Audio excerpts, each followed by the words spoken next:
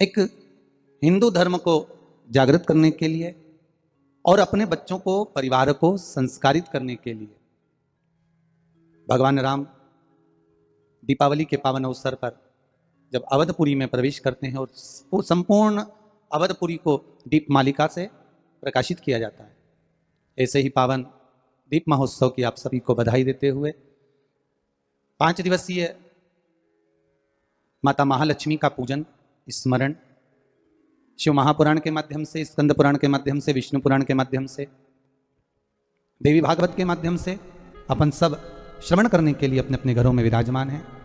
आस्था channel के माध्यम से, फेसबुक यूट्यूब के माध्यम से संपूर्ण विश्व में आज 2 नवंबर को दिन मंगलवार, धनतेरस का पावन अवसर, जिस दिन धनवंतरी की पूजन हम सब अपने घरों में रहकर कर रहे हैं। आपको पहले भी कथा में कहा, आज फिर कहने का मौका मिला है। स्वयं भगवान नारायण, भगवान विष्णु जो माता लक्ष्मी से स्नेह करते हैं, प्रेम रखते हैं, पर माता लक्ष्मी की माता ख्याति देवी जो भगवान शिव की परम उपासक है, भगवान शंकर की परम उपासक, शिव के स्मरण के बिना माता ख्याति एक क्षण नहीं रह पाती। हर पल, हर घड़ी, हर क्षण पंचाक्षर मंत्र का जाप करना, नमः शिवाय बोलना और भगवान शिव की आराधना में लगे रहना, भगवान शिव की आराधना में डूबे रहना। एक बार माता ख्याति के मन में यह भाव प्रकट हो गया कि मैं अगर लक्ष्मी का विवाह करूं तो देवाधिदेव महादेव के साथ करूं, भगवान शंकर के साथ ब्याया जाए, भगवान शंकर के साथ में दिया जाए। तब एक दिन माता ख्याति संपूर्ण पूजन का साहित्य लेकर, पूजन की सामग्री लेकर माता ख्याति पहुंच गई बाबा देवाधिदेव महादेव के शिवालय में। और भगवान शंकर के शिवालय में जाकर माता ख्याति ने भगवान शंकर की आराधना करी, पूजन करी। आज देवाधिदेव महादेव को रिझाने के लिए माता ख्याति बैठ गई। आज धनवंतरी के दिन, धनतेरस के दिन आपसे भी निवेदन है, अगर हम किसी लक्ष्य को पाना चाहते हैं, हम किसी लक्ष्य तक पहुंचना चाहते हैं, तो उस लक्ष्य तक पहुंचने के लिए ये नहीं कि हम थोड़ी देर के लिए बैठे, मंत्र जाप करा, स्मरण करा, या थोड़ा सा हमने इंटरव्यू दे दिया, थोड़ी परीक्षा दे दी और सोचा कि हम अच्छे नंबर से पास हो जाएं या उत्तीर्ण हो जाएं या हमारा जॉब लग जाए। उसके लिए संपूर्ण तरह से, हर तरह से हमें अपना कर्म करना ही पड़ेगा। अगर आज माता ख्याति लक्ष्मी जी को भगवान शिव को देना चाहती हैं, तो माता ख्याति आज साधना करने के लिए, शिव को रिझाने के लिए संपूर्ण पूजन साहित्य लेकर बैठ गई हैं भगवान शंकर को रिझाने के लिए। पर देवाधिदेव महादेव तो महादेव है महाराज, वो भी इतनी जल्दी कहां रिझने वाले। फिर भी संपूर्ण देवताओं में, 33 कोटि देवताओं में सबसे शीघ्र अतिशीघ्र, सबसे जल्दी राजी होने वाले अगर कोई हैं तो वो देव अधिदेव महादेव है, सबसे जल्दी। इसलिए पहले भी कहा है, भोलेनाथ से निराला यहाँ कोई नहीं। भगवान शिव के चरणों में बैठकर माता ख्याति भगवान शंकर की आराधना कर रही। बाबा आज प्रकट हो गए, मांगो क्या चाहिए आपको। माता ख्याति ने कहा, बस निवेदन केवल इतना सा है कि अपनी बेटी लक्ष्मी का विवाह मैं आपके साथ में करना चाहती हूं। भगवान शंकर ने कहा, नहीं, मैं आपकी पुत्री लक्ष्मी से विवाह नहीं कर सकता, मैं आपकी बेटी से विवाह नहीं करूंगा। क्यों? तुरंत मां बार बार ख्याति देवी कह रही हैं और बाबा मना कर देते हैं, क्योंकि बाबा ने कहा, ख्याति, ओ माता ख्याति, आपकी बेटी माता लक्ष्मी भगवान नारायण के लिए बनी। लक्ष्मी और दरिद्रता देवी महाराज, ये दो अलग हैं, दोनों बहनें हैं। लक्ष्मी भगवान विष्णु के साथ में बिहार रही हैं, दरिद्रता दुसाह मुनि के साथ में बिहार रही हैं। शायद इसीलिए हमारे हिंदू धर्म के अंतर्गत माता लक्ष्मी का जहां पूजन होता है, माता लक्ष्मी की जहां आराधना होती है, वहां से दरिद्रता को बाहर निकाल दिया जाता है। इतने दिनों पहले किसी के यहाँ 10 दिन, 15 दिन, 20 दिन पहले से सफाई का क्रम प्रारंभ हो जाता है। बार बार घर की झाड़ू लगाना, पुताई करना, सफाई करना, जो अटाला सामान है, बेकार सामग्री है, जो किसी काम की नहीं, उसको ले जाकर कहीं डाल देना, कहीं भेज देना, घर को सुरक्षित, साफ। क्योंकि लक्ष्मी उसी घर में प्रवेश करती है जहां पर निर्मलता होती है। दरिद्रता वहीं प्रवेश करती है जहां आलस हो, बहुत सारा कबाड़ा जिसके यहाँ पड़ा हुआ हो, बहुत सारा फिलारा जहां पड़ा हुआ हो, झूठे बर्तन जहां पड़े हुए हों, झूठी सामग्री जहां पड़ी हुई हो, वहां पर दरिद्रता का प्रवेश हो जाता, वहां दरिद्रता प्रवेश कर जाती। लक्ष्मी का स्मरण भगवान शिव कर रहे हैं। क्या थी? ओ माता क्या थी? अगर आपको लक्ष्मी को देना है तो भगवान विष्णु को दीजिए, पर भगवान विष्णु को लक्ष्मी मिले, भगवान नारायण ने कहा मैं विवाह करने को तैयार हूं, लक्ष्मी से विवाह करूं, पर बात केवल इतनी सी है कि लक्ष्मी मेरे चरणों में रहे। आप सबसे एक निवेदन करूं, इस धनतेरस के माध्यम से जितने भी भारत भूमि के आप आस्था चैनल पर पूरे विश्व में जो कथा श्रवण कर रहे हैं, धनवंतरी पूजन की, धनतेरस पूजन की, शिव द्वारा लक्ष्मी जी को मार्ग बताना और धनतेरस के दिन प्रत्येक जीव के घर में माता लक्ष्मी का पूजन हो, प्रवेश करना। महाराज भगवान शिव स्वयं भगवान नारायण से कहते हैं कि आप लक्ष्मी को अपने चरणों में रखो। भगवान कहते हैं मैं रखने को तैयार हूं, पर लक्ष्मी मेरे चरणों में रहे, जहां मैं हूं वहां लक्ष्मी। महाराज आप सबसे निवेदन है, घर में जितनी निर्मलता रखोगे, स्वच्छता रखोगे, जितना घर को साफ रखोगे, उतनी ही लक्ष्मी आपके यहाँ प्रवेश करेगी। पर केवल घर की सफाई से काम नहीं चलेगा। शिव महापुराण की कथा कहती है घर की सफाई के साथ में मन की भी सफाई होना चाहिए। काम, लोभ, आसक्ति, वासना, तृष्णा, ये सब हमारे भीतर भरा हो और हम सोचें कि भगवान हमारे घर में प्रवेश कर जाए तो कैसे प्रवेश करेगा? वो कहते हैं ना, हमने आंगन नहीं बुआरा, कैसे आएंगे हरि, अब तक गंदा पड़ा है द्वारा, कैसे आएंगे हरि, कैसे आएंगे हरि, कैसे आएंगे हरि, अब तक गंदा पड़ा है द्वारा, कैसे आएंगे हरि। हम केवल घर की सफाई ना करें, हमारे भीतर जो अहंकार समाया हुआ है, हमारे भीतर जो काम समाया हुआ है, हमारे भीतर जो आसक्ति भरी हुई है, हमारे भीतर जो लोभ भरा हुआ है, तृष्णा भरी हुई है, वो हम उसको निकाल दें। धनतेरस की पूजन का सबसे बड़ा महत्व यही है। अगर हमारे पास में जो है, हमारे को जो भगवान भोलेनाथ ने दिया है, हमको जो नारायण ने दिया है, उसी के अनुसार हम भगवान की सेवा करें। धनतेरस ये नहीं कहती कि आपके पास में कुछ नहीं है तो आप कर्जा कर कर चांदी के बर्तन खरीद के लाओ। धनतेरस ये नहीं कहती कि आपके पास में कुछ नहीं है तो कर्जा कर कर आप सोने की अंगूठी बनवा कर लाओ। धनतेरस ये नहीं कहती कि आपके पास में कुछ नहीं है तो कुछ घर का ही सामान बेचकर हम दूसरी सामग्री लेकर जाए। नहीं नहीं नहीं, धनतेरस कभी नहीं कहती। माता लक्ष्मी की कथा, धनवंतरी की कथा नहीं कहती कि आप कर्जा लेकर अपने घर में फ्रिज लाएं, वॉशिंग मशीन लाएं, या सामान लाएं, या कपड़े लाएं, या वस्त्र लाएं, या आभूषण लाएं। कई लोगों ने धनतेरस के महत्व को बिगाड़ दिया कि हमको धनतेरस के दिन सामान लेकर आना है, चांदी का बर्तन लेकर आना है, ये सामान लेकर आना है, वो सामान लेकर आना, लाओ, मना नहीं है। धनतेरस का दिन ही है, धनवंतरी का दिवस ही है, क्योंकि धनवंतरी देव जब मंथन के समय पर प्रकट हुए थे, महाराज शरद पूर्णिमा के दिन जब मंथन हुआ था तो उसमें चंद्र प्रकट हुए थे। मंथन का क्रम प्रारंभ हुआ, कार्तिक की द्वादशी के दिन जो मंथन हुआ उसमें कामधेनु गाय प्रकट हुई, और मंथन प्रकट हुआ, त्रयोदशी आई, धनवंतरी देव प्रकट हो गए, जिनके एक हाथ में शंख है, दूसरे हाथ में चक्र है, तीसरे हाथ में सुंदर औषधि है, और चौथे हाथ में सुंदर अमृत का कलश है। स्वयं धनवंतरी देव प्रकट होते। और ये धनवंतरी है कौन? भगवान विष्णु का ही एक अंश। त्रयोदशी को धनवंतरी देव प्रकट हो गए, चतुर्दशी आई, मां कालका प्रकट हो गई, अमावस्या आई, माता लक्ष्मी प्रकट हो गई। ऐसे मंथन में निकल रहा, पर धनवंतरी के हाथ में अमृत कलश है। इसलिए हमारे यहां हिंदू धर्म में ये रीति रही है कि धनतेरस के दिन कोई सामग्री खरीदी जाती है, पीतल की, तांबे की,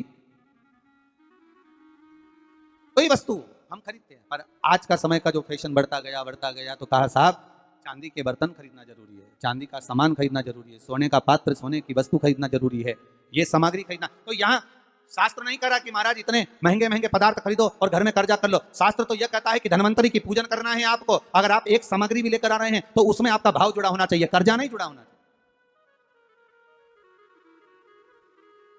मेरा निवेदन रहेगा घर के बच्चों से भी, घर की माताओं से भी, घर की बहुओं से भी, घर की बेटियों से भी, आपके पिता, आपके घर के बुजुर्ग, आपके घर के बड़े, जिनकी जितनी सामर्थ्यता है और सामर्थ्यता के अनुसार अगर वो आपके यहाँ पर एक तांबे की एक प्लेट भी लाकर दे रहे हैं, तांबे का एक पात्र भी लाकर दे रहे हैं, एक छोटा सा वस्तु भी लाकर दे रहे हैं, तो आप समझना कि धन्वंतरी देवता की कृपा हुई है और हमारे घर में आज ये वस्तु प्राप्त हुई, हमारे घर में आज ये वस्तु आई है। उसी को आप स्वर्ण की मान ले, उसी को आप चांदी की मान ले और उसी का पूजन कर। महाराज, धनतेरस की कथा तो आप लोगों ने श्रवण करी होगी पहले। धन्वंतरी की कथा, एक बार भगवान विष्णु मृत्युलोक में भ्रमण करने निकले और भगवान विष्णु जब मृत्युलोक में भ्रमण करने के लिए निकलते हैं, बड़े आनंद में जा रहे हैं। देव ऋषि नारद उनका दर्शन कर रहे हैं। श्री नारद जी महाराज देख रहे हैं भगवान विष्णु जा रहे हैं, माता लक्ष्मी इनके पीछे पीछे चली। भगवान विष्णु ने पलटकर देखा, लक्ष्मी आप कहां आ रही हो? लक्ष्मी जी बोली, प्रभु मेरे को आपके साथ चलना।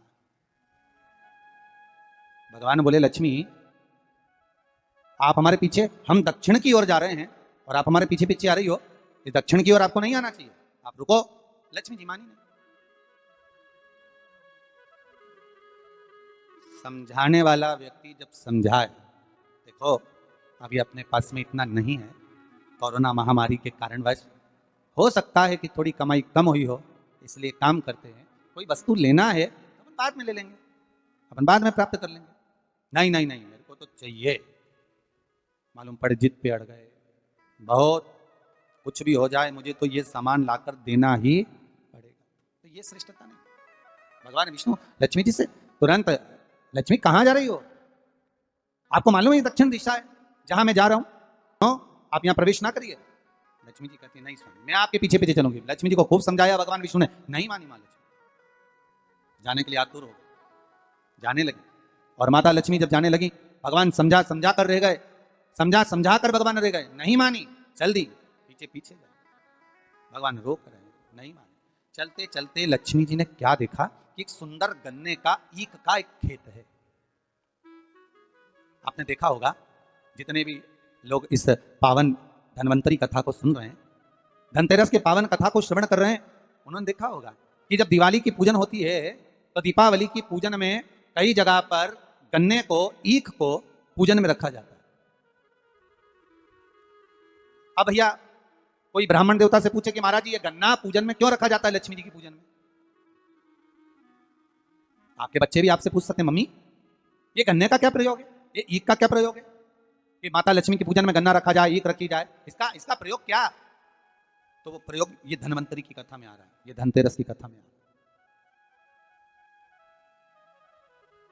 महाराज, हिंदू धर्म के अंतर्गत भगवान की पूजन में जो जो सामग्री चढ़ती है उसका कहीं ना कहीं कुछ ना कुछ प्रमाण जरूर रहता है, जरूर। अगर भगवान पर कोई वस्तु चढ़ी है, हमारे भोलेनाथ जी पर अगर धतूरा चढ़ा है, बेलपत्र चढ़ा है, समीपत्र चढ़ा है, हमारे भोलेनाथ जी पर अगर श्वेत पुष्प चढ़ा है, श्री गणेश जी महाराज को कहीं दुर्वा चढ़ी है, माँ जगत जननी जगदम्बा को लाल पुष्प समर्पित किए गए हैं, उसका प्रमाण कहीं ना कहीं हमारे शास्त्रों में मिलता ही है, उसका प्रमाण हमारे शास्त्रों में मिलेगा। गन्ने का, ईख का प्रमाण यहां आता है धन्वंतरी की कथा में कि माता लक्ष्मी गन्ने के खेत को देखकर, माता लक्ष्मी ईख के खेत को देखकर रुक गई और ईख के खेत को देखकर रुकी और भगवान विष्णु आगे बढ़ गए। गन्ने के खेत को जब माता लक्ष्मी ने देखा, उसमें से एक गन्ने का टुकड़ा, एक ईख का टुकड़ा माता लक्ष्मी ने तोड़ दिया।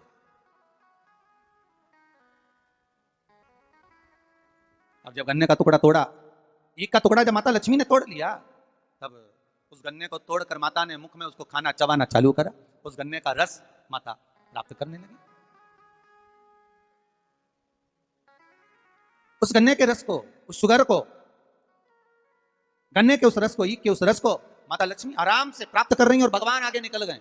लक्ष्मी जी रुक गई। देखा माने, स्वामी तो आगे चले गए। स्वामी ने पलटकर देखा, लक्ष्मी गई कहां? भगवान जब वापिस आ रहे थे लक्ष्मी जी को ढूंढने के लिए, देखने के लिए, तब माता लक्ष्मी उस गन्ने के खेत में खड़ी होकर गन्ने को खाते हुए जब देखी गई, भगवान विष्णु ने कहा, लक्ष्मी आपने श्रेष्ठता का कर्म नहीं करा। बहुत सुंदर प्रसंग है महाराज जी, ध्यान दीजिएगा। किसी के खेत में चना लग रहा है, किसी के खेत में गन्ना लग रहा है, किसी के खेत में कोई फसल लग रही है, खेत के मालिक से बिना पूछे अगर तोड़ ली जाती है, प्राप्त कर ली जाती है और उसका सेवन कर लिया जाता है तो उसका भी दोष हमारा हिंदू धर्म बताता है, हमारे शास्त्र बताते हैं कि उसका भी दोष है। पहले भी कथा में कहा, 5 चोरों की कथा कही थी, उसमें वर्णन किया था। भगवान को बिना दिए जो खा ले वो भी चोर है, बिना पूछे कोई वस्तु उठा ले वो भी चोर है, किसी के घर में बिना पूछे प्रवेश कर जाए, आपने दरवाजा नहीं बजाया, आवाज नहीं लगाई, बेल नहीं बजाई और आप घर में प्रवेश कर गए, चोर। चौथा, महाराज किसी का सामान रखा था, बिना पूछे उठा लिया गया, रख लिया गया, वो भी एक चोर है। और 5वां, माता पिता को दिए बिना जो एकांत में अपने कमरे में जाकर खा ले वो भी चोर है। परमात्मा को दिए बिना, माता पिता को दिए बिना, घर के बुजुर्गों को, घर के बड़ों को दिए बिना भक्षण कर लेना, पा लेना, वो भी चोर है। उन 5 चोर में एक चोर का प्रमाण यहां पर आ जाता है महाराज जी कि किसी के खेत में, किसी के भवन में, किसी के घर में अगर आप प्रवेश कर रहे हो, किसी की कोई वस्तु रखी हुई है, उसको पहले आज्ञा लीजिए, पूछिए क्या हम ये ग्रहण कर सकते हैं, क्या हम ये ले सकते हैं। किसी के घर में प्रवेश कर रहे हो तो पहले आवाज लगाइए, दरवाजा बजाइए, बेल बजाइए, क्या मैं अंदर आ सकता हूं, क्या मैं प्रवेश कर सकता हूं। प्रवेश कर महाराज जब प्रवेश हुआ, लक्ष्मी जी ने गन्ने को तोड़ा, को देखा, भगवान नारायण को बड़ा क्रोध आया। नारायण बोले, ए लक्ष्मी तुम क्या कर रही हो, तुमने क्या खेत के मालिक से, किसान से पूछा, उस किसान से आज्ञा लिया आपने कि मुझे गन्ने खाना है, मुझे ईख खाना है, मुझे इसका रस प्राप्त करना है, आपने आज्ञा ली है, आपने पूछा है। माता लक्ष्मी जी हंसकर मुस्कुराकर बोलती हैं, पूरा ब्रह्मांड, पूरी पृथ्वी, संपूर्ण विश्व हमारा ही तो है। ये संपूर्ण ब्रह्मांड, संपूर्ण विश्व हमारा ही तो है। हम पूछें और हम आज्ञा लें तब प्रवेश करें, ये नहीं हो सकता। भगवान को क्रोध आ गया। भगवान ने कह दिया, लक्ष्मी तुमने इस किसान के घर में उसके बिना पूछे गन्ने को तोड़कर, ईख को तोड़कर तुमने उसका रस लिया है। 12 वर्ष तक तुम्हें किसान के घर में रहकर किसान की सेवा करना पड़ा। 12 वर्ष तक आप उस घर में प्रवेश कर रहिए और उनके यहां सेवा करिए, करो सेवा। मुझसे गलती हो गई, आप अपने चरणों से मुझे दूर ना करें। भगवान कहते हैं, सुनो लक्ष्मी, तुम्हें 12 वर्ष तक उस किसान के घर में, उस किसान के खेत में रहना ही पड़ेगा, रहना ही पड़ेगा। आपको किसान के खेत में जाना, ठीक है। लक्ष्मी जी रह रही हैं, किसान के यहाँ सेवा कर रही हैं। ऐसी रही लक्ष्मी मैया कि किसान के घर में धन, वैभव, सत्ता, प्रतिष्ठा सब मिल गई, सब कुछ आ गया किसान के घर में, सब कुछ। अब एक दिन 12 वर्ष जब पूर्ण हो गए, भगवान लक्ष्मी जी को ढूंढने के लिए निकले। लक्ष्मी जी से कहा, चलो आ जाओ। अब तो किसान को लगा कि मेरे घर में ये बूढ़ी माँ जब से रह रही है तब से हमारे घर में वैभव ही वैभव, अब इसको कौन जाने देगा। आपके घर में कोई ऐसा व्यक्ति आ जाए जिसके चरण पड़ते से ही आपके यहाँ खूब वैभव, धन, सत्ता सब कुछ प्राप्त हो जाए, तो आप में से कितने लोग हैं जो उनको वापिस जाने दोगे, निकलने दोगे, वापिस जाने दोगे? कोई नहीं जाने। महाराज कौन जाने दोगे? थोड़ा और रुक जाइए, और रुकिए, और रुकिए। माता जाने का कहती हैं, किसान रोक लेता है। एक दिन भगवान विष्णु ही आ गए उस किसान के घर पर, और भगवान नारायण किसान के घर पर पहुंचे और पहुंचकर कहा, अब हमको, ये लक्ष्मी है, हमें जाना है, आप हमको जाने दीजिए। किसान को कहा, किसान पहचान नहीं पा रहा, भगवान बुजुर्ग का रूप रख कर आए। जैसे लक्ष्मी एक बूढ़ी का रूप रखकर सेवा कर रही है, उसी तरह किसान भी बूढ़े का रूप रखकर सेवा कर रहा है। महाराज भगवान ने किसान को कहा कि तुम गंगा नहा कर आओ, तब हम जाएंगे। गंगा नहाते समय किसान के हाथ में कौड़ी दे दी। 4 कौड़ी लेकर किसान गंगा नहाने गया। जैसे ही गंगा जी में कौड़ी डालने को कहा, गंगा मैया प्रकट हो गई। किसान पूछता है, आप कौन? गंगा जी कहती है, मैं विष्णुपति गंगा हूं, आप क्यों प्रकटी हो? गंगा जी ने कहा, आपको मालूम है ये कौड़ी किसने दी है? नहीं, तुम्हारे घर में जो है वो नारायण है, नारायण ने दिया। अब दौड़ कर गया और नारायण के चरणों को पकड़कर कहा, नाथ आप क्यों आए हो ये तो बताओ। भगवान ने कहा, आपको मालूम नहीं, मैं लक्ष्मी को लेने आया हूं, पर लक्ष्मी को तो मैं अपने यहां रखना चाहता हूं नाथ, मैं इसको छोड़ नहीं सकता, मैं लक्ष्मी जी को छोड़ नहीं सकता, मैं इनको लेकर जाऊं। किसान रोने लगा। तब भगवान नारायण ने धनतेरस की पूजन का महत्व समझाया। तब भगवान ने धनतेरस की पूजन का महत्व समझाया। सुनो किसान, मृत्यु लोक में रहने वाला मानव अगर धनवंतरी की पूजन करता है धनतेरस के दिन कार्तिक महीने में पड़ने वाली सुंदर त्रयोदशी तिथि को जो धनवंतरी की पूजन करेगा उसके घर से लक्ष्मी कभी बाहर नहीं जाएगी। नारायण जैसे बोले तो किसान तुरंत प्रसन्न हो गया। प्रभु प्रभु आप मुझे वो उपाय, आप मुझे वो पूजा का प्रयोग, आप मुझे वो महत्व उस धनवंतरी पूजन का, उस धनतेरस की पूजन का बता दीजिए जिससे मेरा कल्याण हो जाए, जिससे मेरा उद्धार हो। भगवान विष्णु बोले किसान सुनो, ये धनवंतरी मेरा ही एक अंश होता है। जैसे मेरे हाथ में शंख चक्र गदा पद्म सब धारण करा हुआ हूं, उसी तरह धनवंतरी का स्वरूप का यदि आप दर्शन करेंगे, आप धनवंतरी के चित्र का अगर दर्शन करेंगे तो एक हाथ में उनके भी चक्र है, एक हाथ में उनके शंख है, एक हाथ में उनके औषधि है, एक हाथ में उनके अमृत का कलश है और भगवान स्वयं नारायण का अंश प्रकट हो रहा है। बोल धनवंतरी भगवान की, धनवंतरी भगवान की। कहते हैं धनवंतरी भगवान का प्रागट्य जब हुआ था तो भगवान शंकर ने धनवंतरी देव को देखकर कहा, वाह रे प्रभु वाह, क्या सुंदर स्वरूप धारण कर आए हो प्रभु। जब मेरे लिए विष लेकर आए थे तब एक आनंद दूसरा था, पर आज अमृत लेकर आए हो उसका आनंद दूसरा है।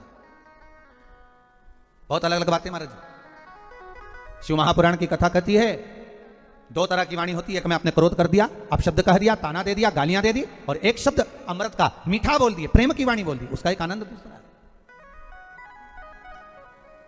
उसका एक संबोधन दूसरा है।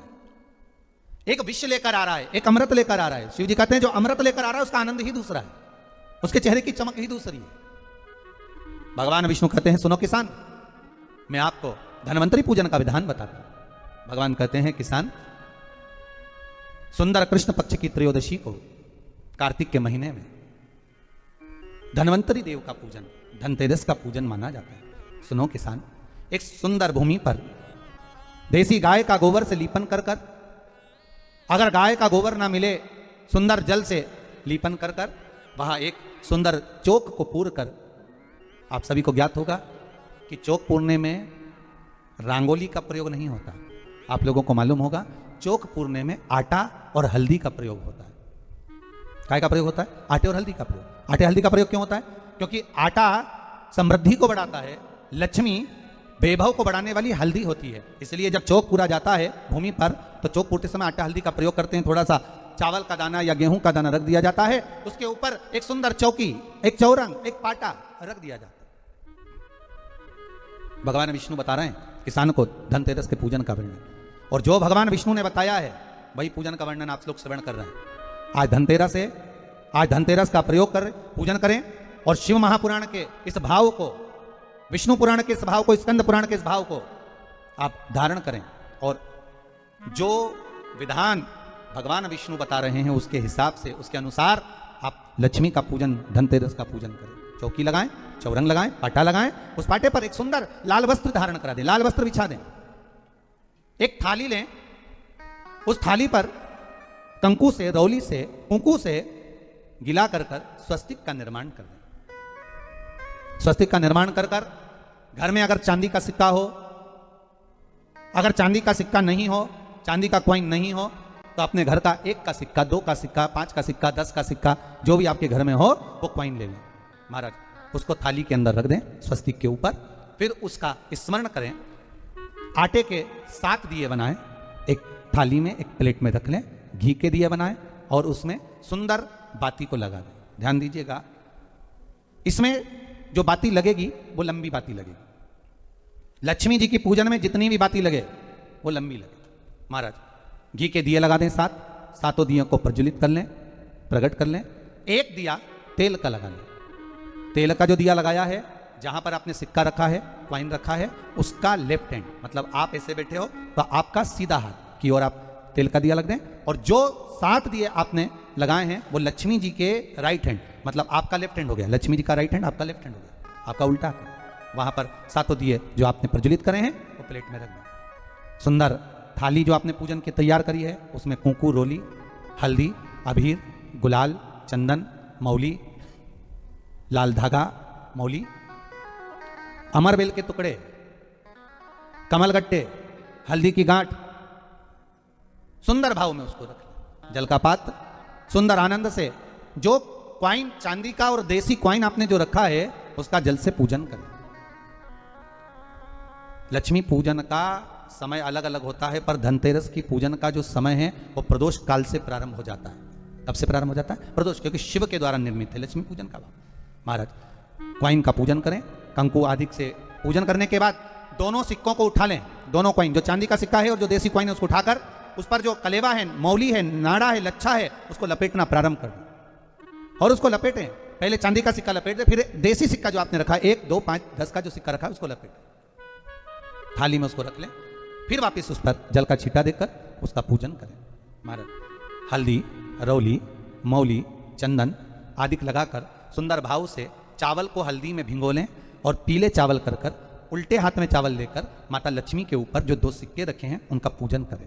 साथ में जब चावल छोड़ते जाएं तो गणेश जी का भी स्मरण करते जाएं। हे रिद्धि सिद्धि के दाता श्री गणेश जी महाराज, आप हमारे यहाँ पर सदा माता लक्ष्मी को लेकर, कुबेर भंडारी को लेकर सदा विराजमान रहें, नारायण को लेकर सदा विराजमान रहें। चावल छोड़ते जाएं और बाबा से विनती करते जाएं, माता लक्ष्मी से निवेदन करते जाएं।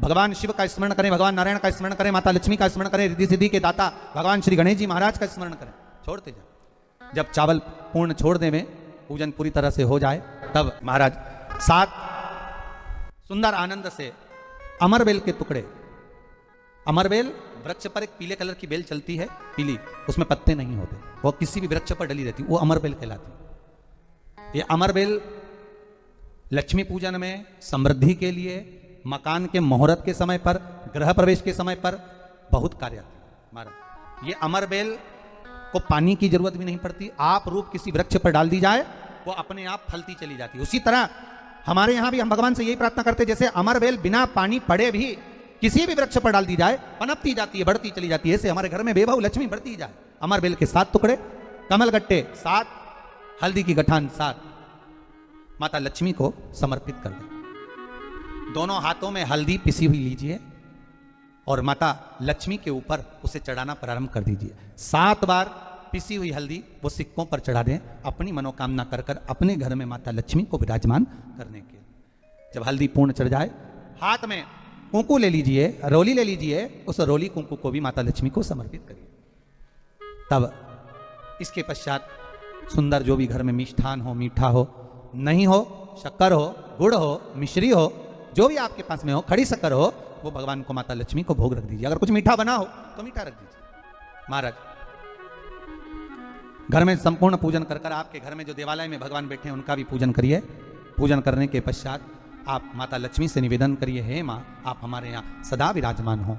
महाराज ये जो पूजन है भगवान विष्णु जो बता रहे हैं किसान को, ये 5 दिन की पूजन है पूरी पूरी। आज कौन से दिन का पूजन बता रहे हैं? पहले दिन का। आज धनतेरस से रूप चौदस, अमावस्या, एकम और दूज, ये 5 दिन तक दीपावली का पर्व मनाया जाता है, दीप महोत्सव मनाया जाता है।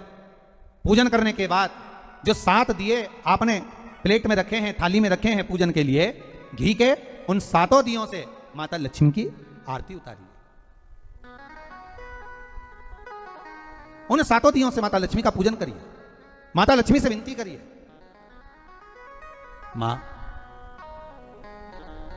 हम आपके पुत्र हैं, मां आप हमारे घर का रास्ता भूल गई हो, बहुत कष्ट है, बहुत दुखी है, पर भगवान शिव पर विश्वास कर कर, कुबेर भंडारी पर, कुबेरेश्वर महादेव पर विश्वास कर कर, भगवान नारायण के सुंदर प्रसंगों पर विश्वास कर कर, मां भगवान शंकर का अनुमोदन कर कर, हे मां आप हमारे घर में विराजमान हो, मां आप हमारे मार्ग को, हमारे घर को, हमारे घर के रास्ते को, हमारे घर के द्वार को आप भूल गई हो, मां हे बेबहू लक्ष्मी, हे धन लक्ष्मी, हे संतान लक्ष्मी, हे मां लक्ष्मी, हे धान्य लक्ष्मी आप हमारे घर में विराजमान हो। 7 दीप जो प्रज्वलित करें हैं उससे माता की आरती उतारिए, फिर माता को झोली पसार कर प्रणाम कर कर भूमि पर नमन करो। जब झोली पसार कर प्रणाम करें, झोली को अपनी ओर गिरा लें और माता को नमन कर कर जो 7 दिए आपने लगाए हैं उन 7 दिए को अलग अलग स्थान पर ले जाकर, जैसे घर के हॉल में, एक रसोई घर में, एक जहां पर आप लक्ष्मी रखते हो उस स्थान पर, एक घर के द्वार के पास में, एक तुलसी के क्यारे के पास में, ऐसे अलग अलग 7 स्थान पर उन दीप को रख दिया जाए। महाराज एक भगवान का जहां पूजन हुआ है, लक्ष्मी की जहां आराधना करिए, एक दीप वहां पर भी रखा जाए। जो तेल का दिया लग रहा है उसके पास में, फिर कहेंगे तेल का दिया माता लक्ष्मी के उल्टे हाथ पर और घी का दिया माता लक्ष्मी के सीधे हाथ पर। मतलब जो सिक्के आपने रखे हैं उस सिक्के का उल्टा हाथ तेल का, मतलब आपका सीधा हाथ होगा जहां तेल का दिया रखाएगा, और जहां आपका उल्टा हाथ होगा जहां पर घी का दिया लगाएगा। वहां माता जी का सीधा हो गया, आपका उल्टा हो। माता का स्मरण, माता लक्ष्मी से निवेदन करिए, हे मां कृपा सागर करुणा सागर मां, आप भगवान विष्णु के साथ विराजमान हो, आप भगवान नारायण के साथ में हमारे यहां सदा विराजमान हो मां, ऐसी कृपा कर दीजिए। महाराज मां से विनती कर कर बड़ा उत्साह, बड़ा उमंग, बड़ा आनंद रखना, ये भाव रखना घर में। भगवान विष्णु कहते हैं किसान से, हे किसान, आपने अगर धनवंतरी की पूजन करी है, धनतेरस की पूजन करी है, कोई वस्तु कोई सामग्री अगर आप लेकर आए हो, कोई पात्र लेकर आए हो, कोई तांबे का पात्र लाए हो, जो भी वस्तु आप नहीं लेकर आए हो उसका भी पूजन उसी दिन कर लेना चाहिए, उसका भी पूजन कर लेना चाहिए। बड़ा भाव रखकर भगवान विष्णु ने किसान को बताया, बड़ा भाव। किसान सुनकर बड़ा प्रसन्न हुआ, नारायण प्रभु क्या मां फिर मेरे घर में रहेगी? भगवान कहते हैं सुनो किसान, ये लक्ष्मी अगर आप धनवंतरी का पूजन करते हो, धनतेरस का पूजन सुंदर कार्तिक के महीने की कृष्ण पक्ष की त्रयोदशी को अगर आप कर रहे हो, तो ये लक्ष्मी भले मेरे साथ वैकुंठ में जाकर रहे, पर लक्ष्मी का एक अंश तुम्हारे घर से कभी नहीं जाएगा, वो सदा विराजमान रहेगा। ऐसी है मां धनवंतरी की पूजन, ऐसी है मां लक्ष्मी की पूजन। बस आपसे भी निवेदन है, आज आप सब जो धनतेरस की पूजन का एक भाव रखे हुए हैं, बड़ा उत्साह आपके भीतर दीपावली पूजन का है। 5 दिवस तक आप जो दीपावली का उत्सव मना रहे हैं, आज 2 तारीख से दीपावली महोत्सव की यह पावन कथा जो चल रही है, आज 2 तारीख से जो कथा का प्रारंभ किया गया है, इस कथा का क्रम केवल आप सबके मन में जो भाव था कि शंकर जी के माध्यम से कैसे हमें 5 दिन का पूजन करना है, उसका विधान हमें समझना था महाराज। और देखिए फिर निवेदन करेंगे, भगवान कभी आडंबर से दिखावे से, भगवान कभी आडंबर से दिखावे से प्रसन्न नहीं होता, भगवान तो केवल प्रेम से प्रसन्न होता है। इसलिए अपने हृदय से, दिल से भगवान को रिझाओ और अपने घर में माता लक्ष्मी की धनवंतरी का पूजन करो। संपूर्ण भारतवासियों को, विश्व में निवास करने वाले संपूर्ण विश्वासियों को बहुत बहुत भाव से, आनंद के साथ आप सभी को धनतेरस की बहुत बहुत शुभकामनाओं के साथ में आज पहले दिन की कथा को यहाँ विराम दे रहे हैं। फिर 2 दिवस की कथा में कल प्रवेश करेंगे और आनंद से रूप 14 का पूजन का विधान जानेंगे, साथ में कैसे हमें पूजन करना है, कैसे हमारे घर से रोग बीमारी कष्ट को हटाना है और लक्ष्मी का प्रवेश करना है, वो भाव से कल का स्मरण करेंगे। श्रीमन नारायण नारायण नारायण श्रीमन